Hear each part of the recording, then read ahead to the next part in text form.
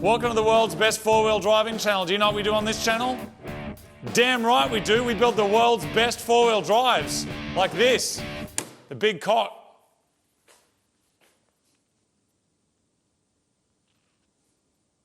What? It's an Amarok. And needs a thing. We could do that one. Yeah, wreck the paint. That, you know.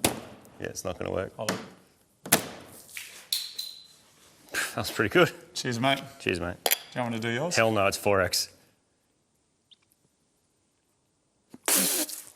Oh, what is that? Craft beer, dude. I'm not sure which is worse.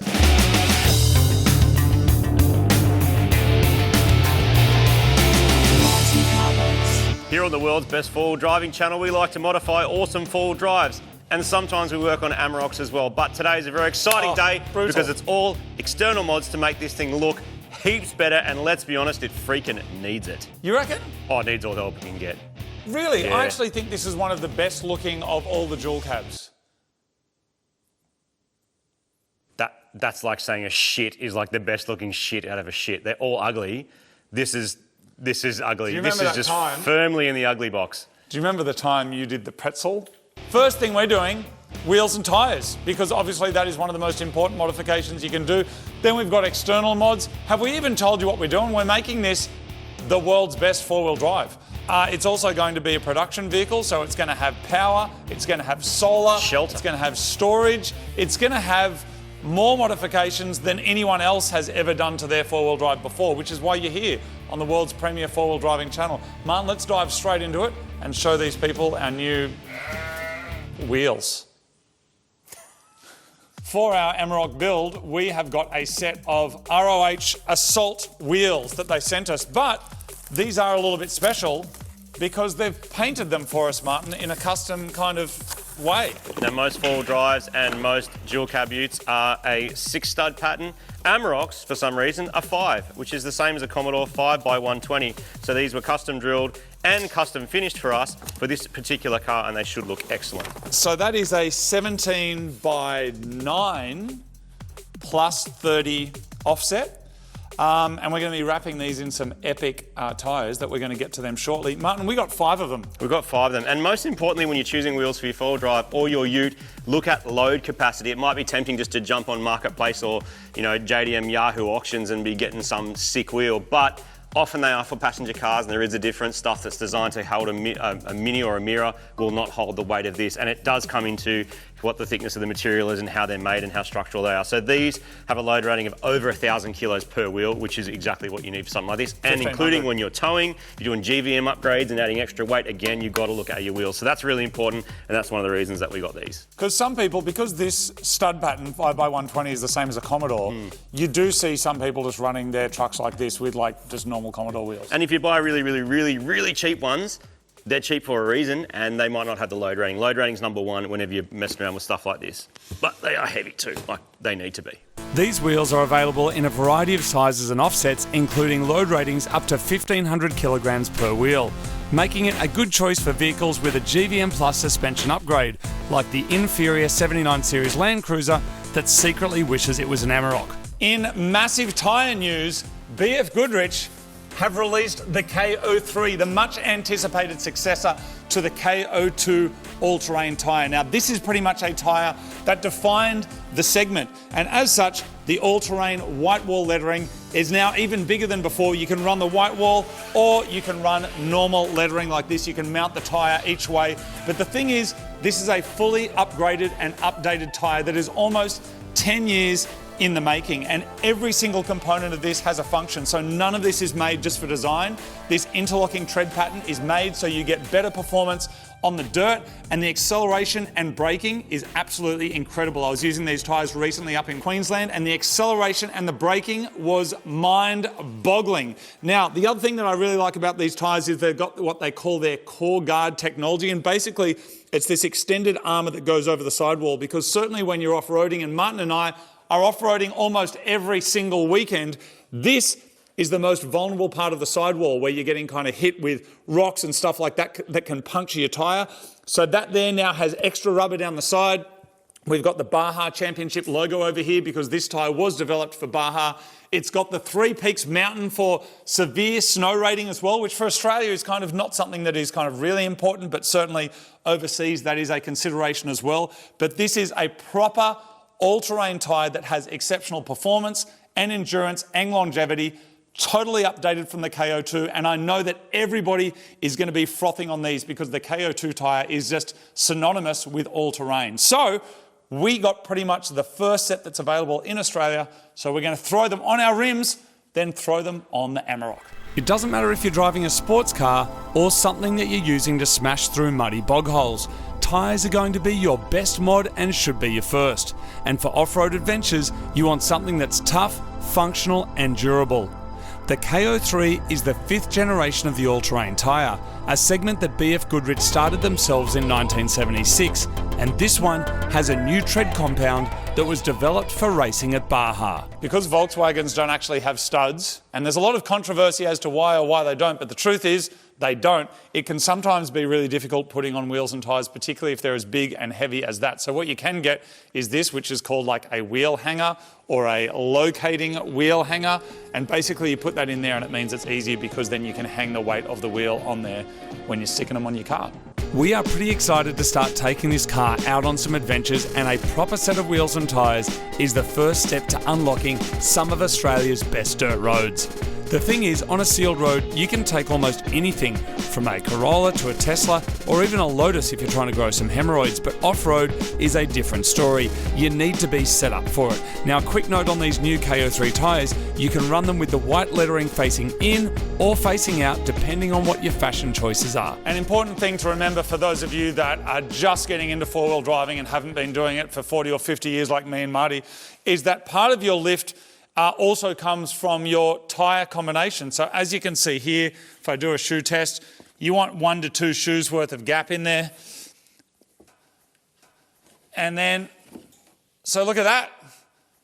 That is successfully jacked up. And the other thing is, because we have installed our lift kit, and looking excellent by the way, some of the suspension arms we left sort of just nipped up so that when it gets to the actual ride height, now we tighten it. So you're not tightening a bush that then is expected to move that much when it hits the ground. So we quickly nip them up, and we'll go back up, make sure our brakes and everything are bled, and it's looking excellent under there.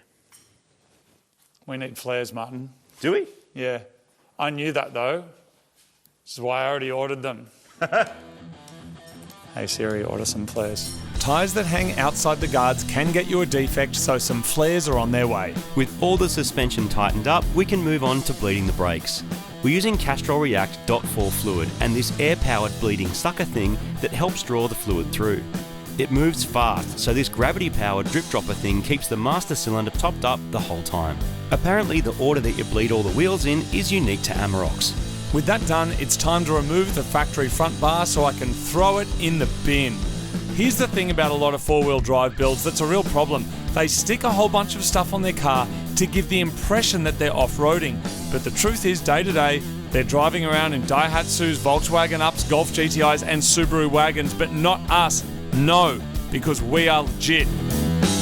We are four-wheel driving every single day. But to do that, you need to make sure your rig's got some extra strength and protection, and you're not going to be getting that with the factory bar. So whether you're working on a farm or just buying some kombucha from Harris Farm, a properly upgraded front bar is going to give your truck some proper protection and increase your attack angle for those weekend adventures. This here is a rival front bar that we are installing on our Amarok. There's a couple of benefits to this. Obviously, you do get some more protection, being a more solid unit. That said, it only weighs around 50 kilos, which is really impressive for something of this size. It has capacity to mount lots of stuff to it and also run a winch if you want as well, which is actually great. And obviously, because of the design of this, it gives you a more aggressive approach angle when you are off-road, which Marty and I are doing literally 25 hours a day. So, lots of benefits to this. There's also a rival rear bar we have and some underbody armour. All of that is compatible with this. So let's grab an angle grinder and bolt it on. When you're choosing an aftermarket bar, you want something that's compatible with your car, ADR compliant and airbag compatible, which pretty much rules out making your own from scratch. And with enough holes and mounting points to stick in a winch, some lights and your CV antenna, it's a neat and tidy solution. Of course, you can install these elsewhere, but this makes it nice and easy.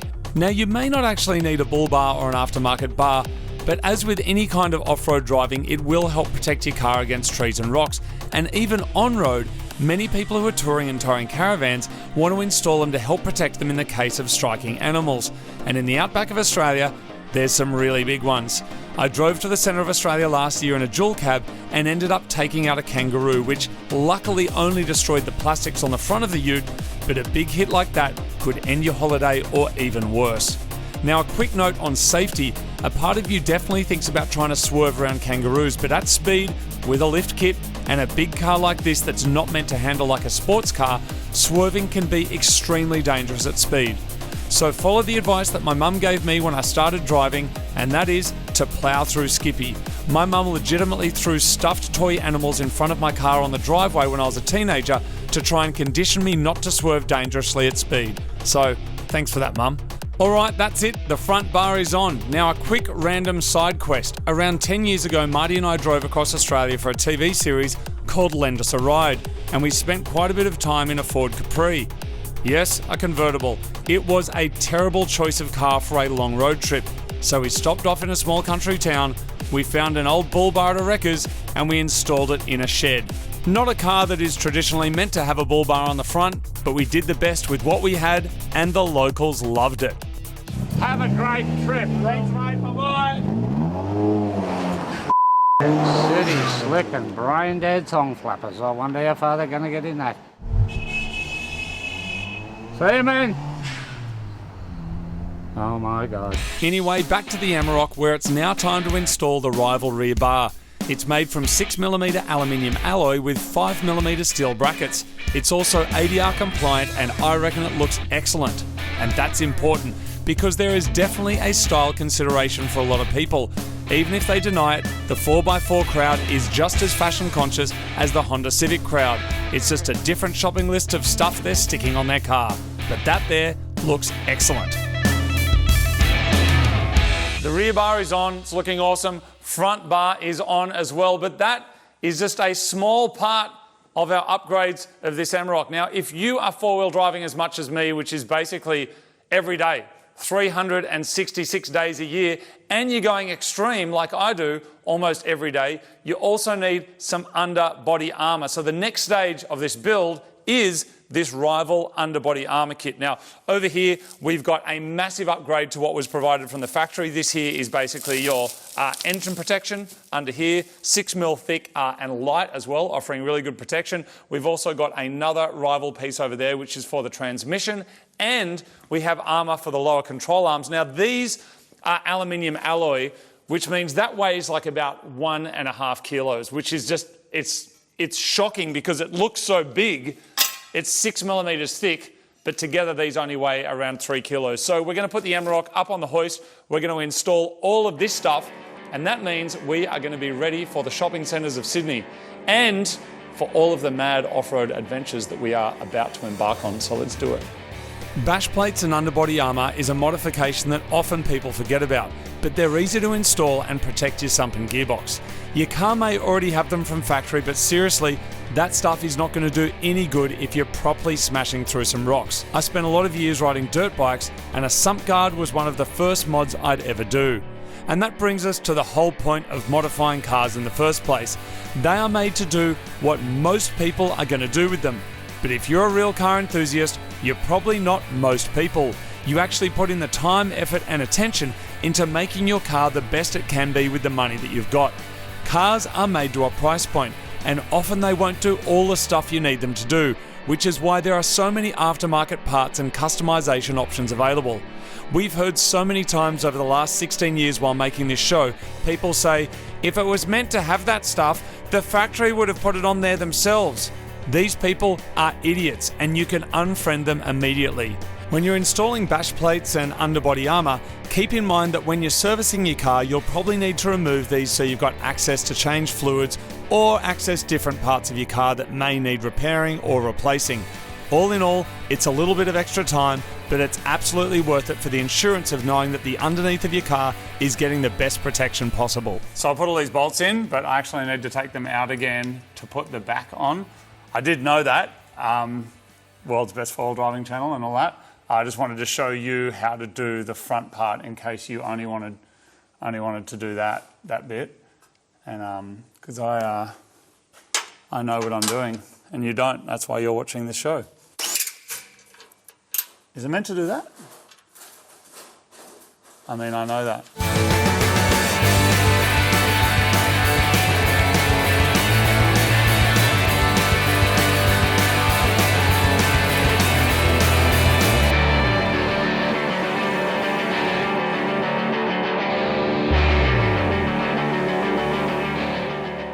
Rear bar's on, front bar is on, we've got the engine armour on, we've got the transmission armour on, and the lower control arm armour as well, so thanks to Rival for sending that over. All of that was a bit more challenging to fit than I expected. It's not like 1 or 2 hours on the driveway, it's not like putting a lip kit on.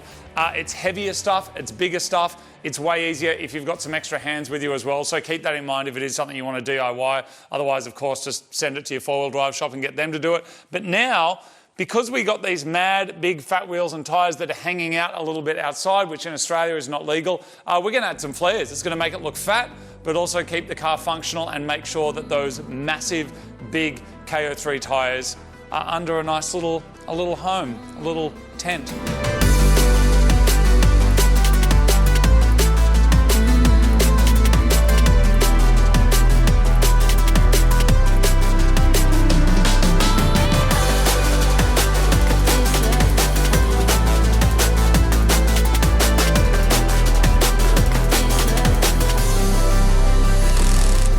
All right, one is on.